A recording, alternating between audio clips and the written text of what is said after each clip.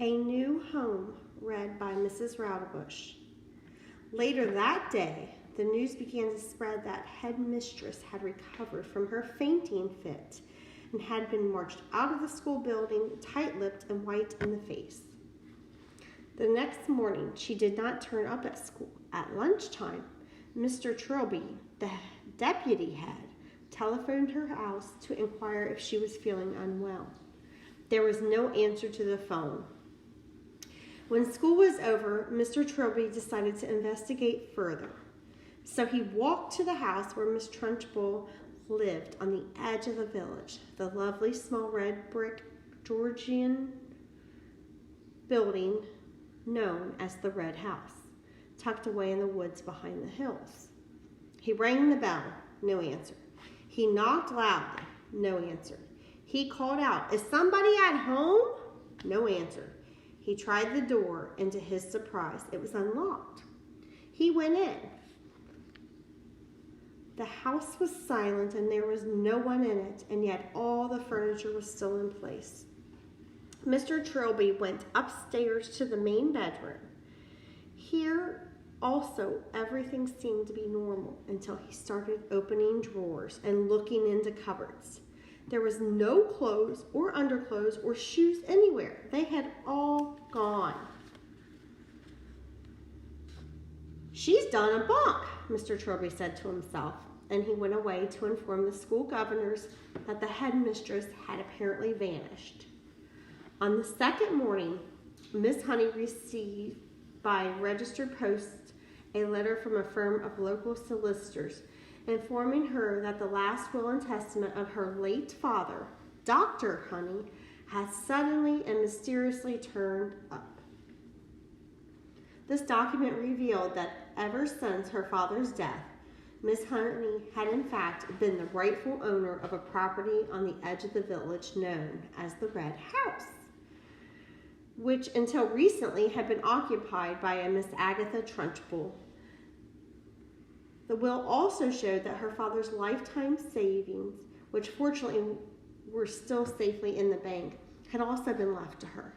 The solicitor's letter added that if Miss Honey would kindly call in the office as soon as possible, then the property and the money could be transferred into her name very rapidly.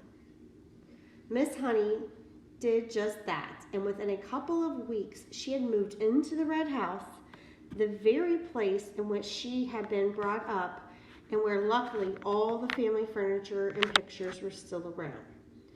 From then on, Matilda was a welcome visitor to the Red House every single evening after school, and a very close friendship began to develop between the teacher and the small child. Back at school, great changes were also taking place. As soon as it became clear that Miss Trunchbull had completely disappeared from the scene, the excellent Mr. Trilby was appointed head teacher in her place. And very soon after that, Matilda was moved up into the top form, where Miss Plimsoll quickly discovered that this amazing child was every bit as bright as Miss Honey had said.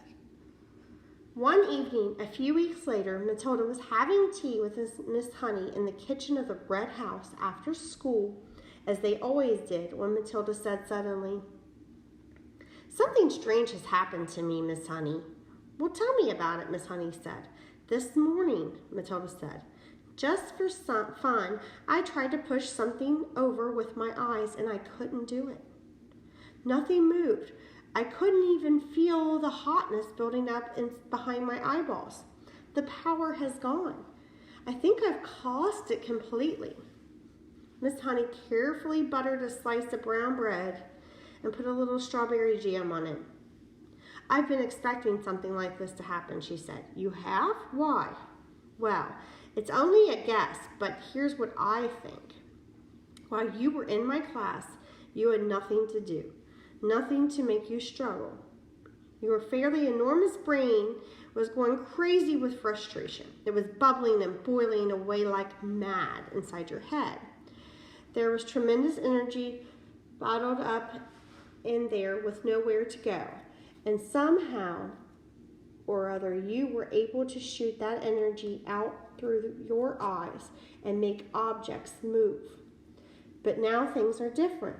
You are in the top form competing against children more than twice your age. And all that mental energy is being used up in class. Your brain is, for the first time, having to struggle and strive and keep really busy, which is great. That's only a theory, mind you, and maybe a silly one, but I don't think it's far off the mark. I'm glad it's happened, Matilda said. I wouldn't want to go through life as a miracle worker. You've done enough, Miss Honey said. I can still hardly believe you made all this happen for me. Matilda, who was perched on a tall stool at the kitchen table, ate her bread and jam slowly. She did so love these afternoons with Miss Honey. She felt completely comfortable in her presence. And the two of them talked to each other more or less as equals. Did you know, Matilda said suddenly, that the heart of a house beats at the rate of 650 times a second? I did not, Miss Honey said, smiling. How absolutely fascinating. Where did you read that? In a book from the library, Matilda said, and that means it goes so fast you can't even hear the separate beats. It must sound like a buzz. It must, Miss Honey said. And how fast do you think a hedgehog's heart beats? Matilda asked. Tell me, Miss Honey said, smiling again. It's not as fast as a mouse, Matilda said.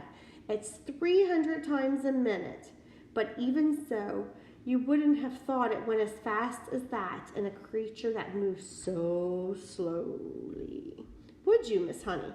I certainly wouldn't, Miss Honey said. Tell me more. A horse, Matilda said. That's really slow. It's only 40 times a minute. This child, Miss Honey told herself, seems to be interested in everything. When one is with her, it's impossible to be bored. I love it. The two of them stayed sitting and talking in the kitchen for an hour or so longer.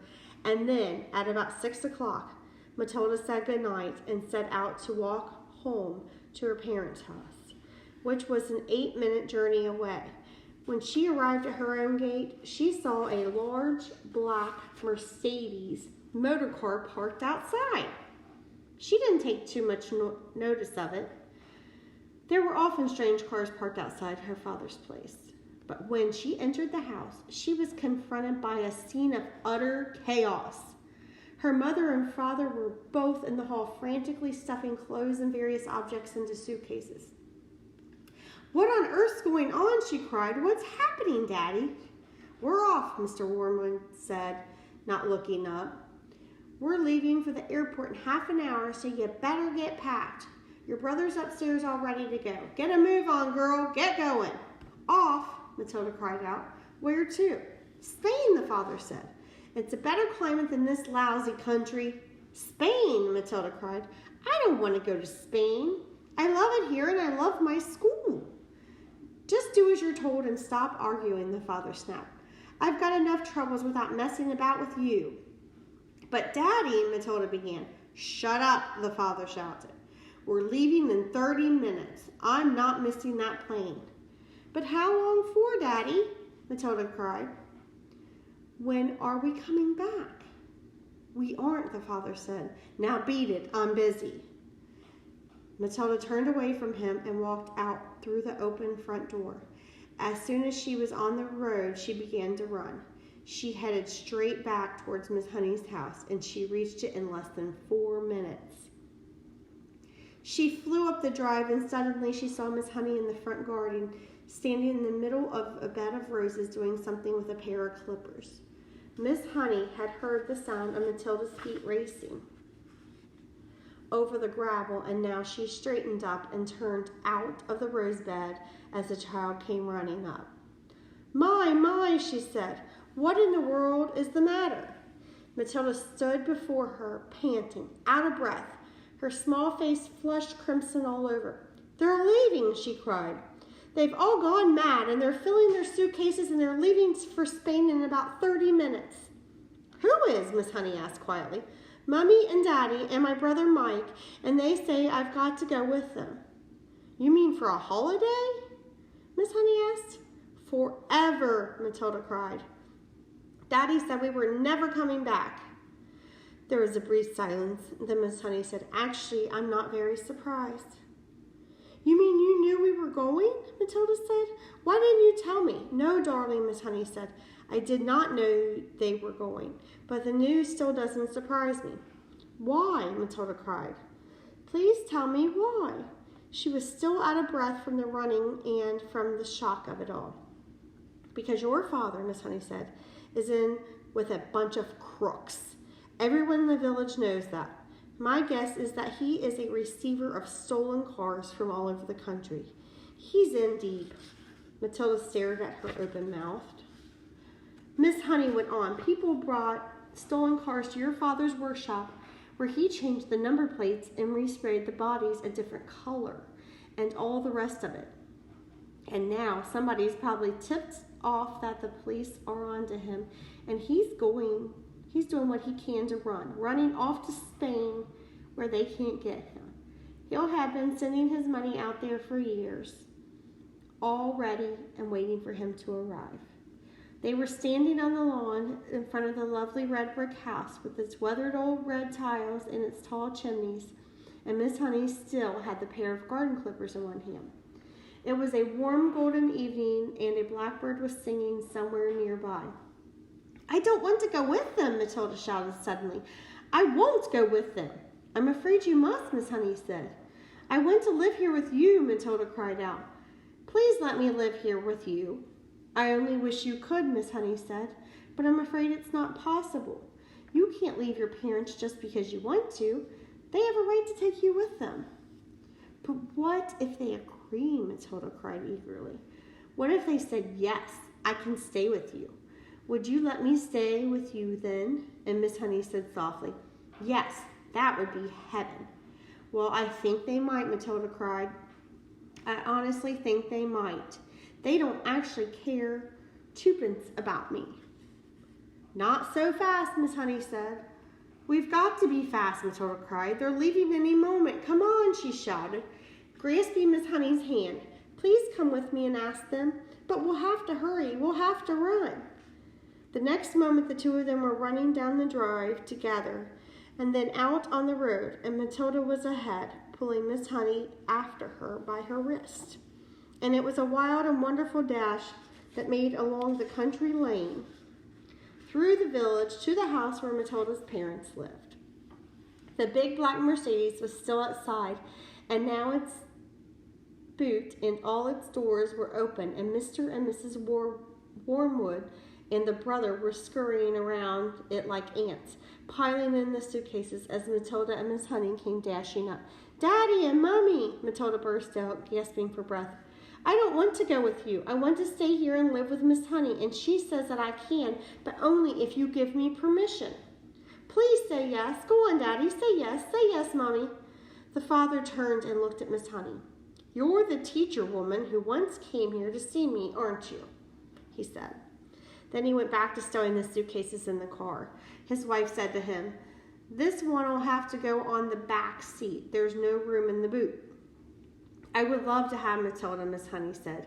I would look after her with loving care, Mr. Wormwood, and I would pay for everything. She wouldn't cost you a penny. But it was not my idea. It was Matilda's, and I will not agree to take her without your full and willing consent. Come on, Harry, the mother said, pushing a suitcase into the back seat. Why don't we let her go if that's what she wants? It'll be one less to look after. I'm in a hurry, the father said. I've got a plane to catch. If she wants to stay, let her stay. It's fine with me. Matilda leaped into Miss Honey's arms and hugged her.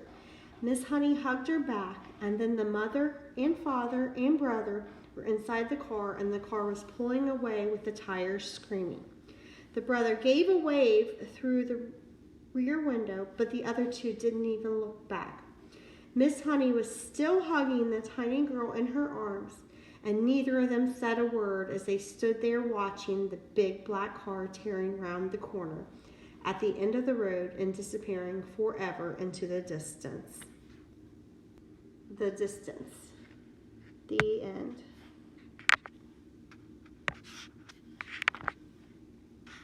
Wow, that was great!